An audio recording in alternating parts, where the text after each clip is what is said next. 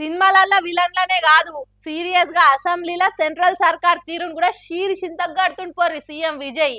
ప్రతిపక్షాలు పంచాయత్ చేసుకుంటా కాళ్ళల్లో కట్టమడ్డం పెట్టినట్టు చేసినా కూడా వెనుకకు పోకుండా దూసుకుపోతున్న దళపతికి అవే ప్రతిపక్షాలు కూడా పక్కకు సపోర్ట్ గా నిలబడి ఈ ముచ్చట్ల కలిసి నడుద్దాం అని తోడేస్తే ఉత్త ఊకుంటాడా?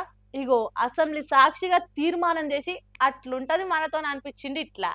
సొంత రాష్ట్రంలో మాకు పార్టీల పరంగా పంచాదులుండొచ్చు, 100 కొట్లాటలుండొచ్చు కానీ రాష్ట్రం తెరివే వస్తే ఊకునేదే లేదని నిరూపించారు తమిళనాడు లీడర్లు. సెంట్రల్ సర్కార్ తెస్తా అన్న డీలిమిటేషన్కు మేము బరాబర్ వ్యతిరేకము, అస్సలు ఒప్పుకునేది లేదని సీఎం విజయ్ అసెంబ్లీలో చెప్పుడుతోని దానికి ప్రతిపక్షాలకెళ్ళి కూడా ఒక్క తిరిగా సపోర్ట్ వచ్చేవరకలా డీలిమిటేషన్ వ్యతిరేక బిల్లుకు అసెంబ్లీలో తీర్మానం చేసేసారు. జనాభాను బట్టి డీలిమిటేషన్ చేస్తే సౌత్ రాష్ట్రాలకు రాజకీయంగా అన్యాయం జరుగుతుంది, మేము చూసుకుంటా కూర్చోలేమని అన్ని పార్టీలు కూడా రాష్ట్రాల హక్కులను కాపాడతామని కూడా చెప్పుకొచ్చారు. ఇక సీఎంగా ప్రమాణ స్వీకారం చేసి 100 రోజులు కూడా కాకముందే విజయ్ ఇటు జనాల తిప్పలు తీర్చుకుంటేనే పబ్లిక్ కోసం పథకాలు అమలు చేసుకుంటేనే రాష్ట్రాల తెరవస్తే రఫాడిస్తామని సెంటర్ సర్కార్కు సురుకులు పెడుతున్నా అనుకుంటా దళపతి దగ్గర ఫ్యాన్స్ అంతా మురిసిపోతుంటే, ఇంకో దిక్కు ఈ తీర్మానం చేయంగా సీఎం రేవంత్ రెడ్డిని తీరొక్క రకంగా అరుచుకుంటారు కొందరు లీడర్లు. కాంగ్రెస్ ముఖ్యమంత్రి ఉన్న రేవంత్ రెడ్డి బీజేపీ సర్కార్ తెస్తా అంటున్న డీలిమిటేషన్ కు ఎందుకు సపోర్ట్ ఇస్తున్నా అనుకుంటా హస్తం పార్టీ డబుల్ స్టాండర్డ్ ఎందుకట అని డిఎంకే ఎంపీ దయానిధి మారను ఎక్సులు అరుచుకున్నాడు. ఇట్లా తెలంగాణ అసెంబ్లీ ఎంపీ స్థానాలు విరగబోతున్నాయని ప్రసారం చేసుకుంటా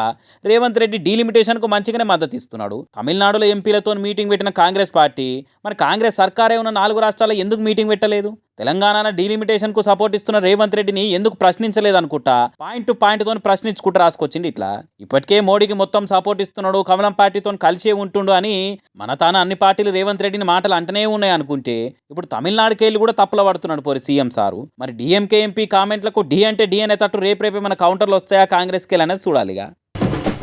ఓడెక్కేదాక ఓడమల్లన్నా, ఒడ్డు దాటినాక బోడమల్లన్నా అన్నట్టు చేస్తే జనాలు ఊకుంటారా? నన్ను నమ్మి నా ముఖం చూసి ఓట్లేయుండ్రి, నేను మీ తరపున తక్లీఫులు తీరుస్తా అని ఎలక్షన్లప్పుడు ఏకదం స్పీచ్లు దంచి ఇప్పుడు ముఖం కూడా చూపియకుండా మొత్తానికి తప్పించుకుంటా తిరుగుతుంటే ఊకుంటారా?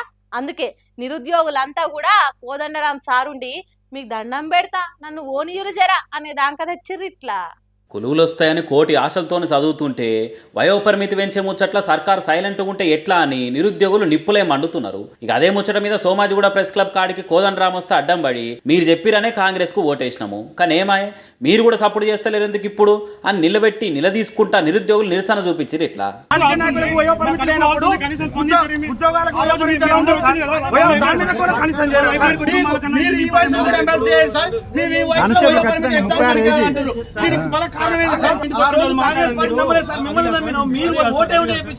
మీరు 60 ఏళ్లకు సుప్రీంకోర్టుకు పోయి ఎమ్మెల్సీ కావచ్చు కానీ మేము 30 ఏళ్లకు ఉద్యోగం చేసేందుకు పనికిరామా?